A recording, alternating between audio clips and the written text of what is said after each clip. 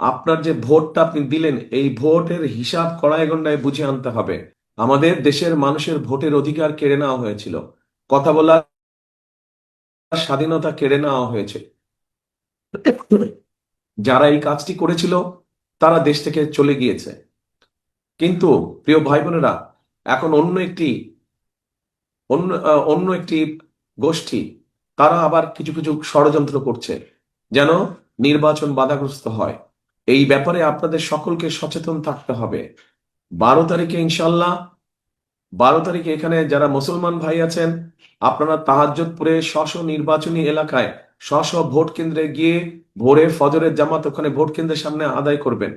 এবং যারা মুসলমান অন্য ধর্মের ভাই বোনেরা আছেন তাদেরকে সাথে নিয়ে যাবেন, যাতে করে সকাল সকাল সবাই ভোট কেন্দ্রের সামনে লাইন দিয়ে দাঁড়াতে পারে, যাতে ভোট দিতে পারেন, আপনারা সঠিকভাবে ভোট দিতে পারেন। এবং শুধু ভোট দিলেই চলবে না, ভোট দিয়ে চলে আসলে চলবে না, ভোট দিয়ে ওখানে থাকতে হবে, যাতে করে আপনার যে ভোটটা আপনি দিলেন এই ভোটের হিসাব কড়াই গন্ডায় বুঝে আনতে হবে। পারবেন কি ভাই বোনেরা, পারবেন? ইনশাল্লাহ, ইনশাল্লাহ। প্রিয় ভাই বোনেরা, ইনশাল্লাহ আজকে সময়ের অভাবে আমি আপনাদের পাশে এসে দাঁড়াতে পারিনি।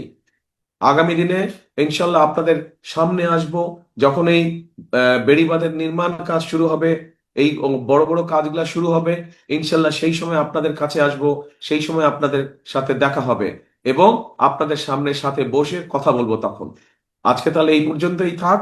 ইনশাল্লাহ আগামী দিন আপনাদের সাথে সরাসরি দেখা হবে। কিন্তু কথা একটাই, আমি বারে বারে একটা কথা বলি, এই দেশটা আমাদের, আমাদেরকে সবাইকে মিলে মুসলমান সহ অন্য হিন্দু ধর্ম বলেন, বৌদ্ধ ধর্ম বলেন, খ্রিস্টান ধর্ম বলেন, সকল ধর্মের মানুষকে একসাথে থেকে আমাদেরকে এই দেশটা গড়তে হবে। এই দেশটা আমাদের সকলে পরিশ্রম করে গড়ে তুলতে হবে, কারণ এই দেশই আমাদের প্রথম এবং এই দেশই আমাদের শেষ ঠিকানা। সেই জন্যই আমি একটা কথা বলি, করব কাজ, কে ইয়াং ছেলেরা বলো, করব কাজ, গর্ব দেশ। সবার আগে, সবার আগে বাংলাদেশ। আবার বলি, করব কাজ, গর্ব দেশ, সবার আগে বাংলাদেশ। প্রিয় ভাই বোনেরা, সকলে ইনশাল্লাহ ভালো থাকবেন, সুস্থ থাকবেন। ইনশাল্লাহ দ্রুতই আপনাদের সাথে দেখা হবে। আল্লাহ হাফেজ। বাংলাদেশ জিন্দাবাদ, বাংলাদেশ জাতীয়তাবাদী দল জিন্দাবাদ। আসসালামু আলাইকুম।